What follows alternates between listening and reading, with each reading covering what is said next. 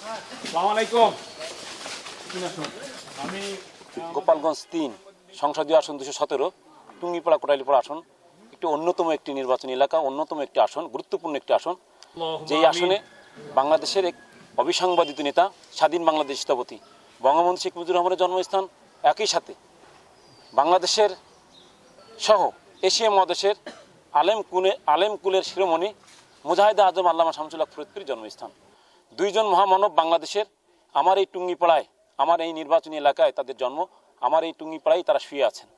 তো আজকে আপনারা যারা সাংবাদিক ভাইরা আছেন, আপনারা নিশ্চয়ই অবগত আছেন, ইতিপূর্বে বাংলাদেশের যে কটি সংসদ নির্বাচন অনুষ্ঠিত হয়েছে, সেই নির্বাচনে আমি যেহেতু এই নির্বাচনে আমি একজন সংসদ সদস্য প্রার্থী স্বতন্ত্র, তো আমি আমার জায়গা থেকে মনে করছি যে দুইজন মহামানব আমার এই নির্বাচনী এলাকায় জন্ম এবং আমার এই নির্বাচনী এলাকায় শুয়ে আছেন।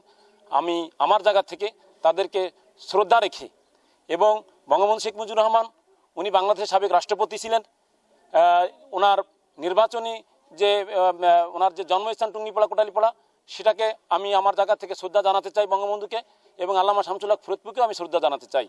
সেই জায়গাটা থেকে আমি মনে করছি আমি নির্বাচনী যে প্রচারণা শুরু করব আনুষ্ঠানিকভাবে, সেটা আজকে আমি এই দুই মহামানবের কবর জিয়ারত করে তাদের আত্মার মাগফিরাত কামনা করে আমি আমার নির্বাচনী প্রচারণা শুরু করছি।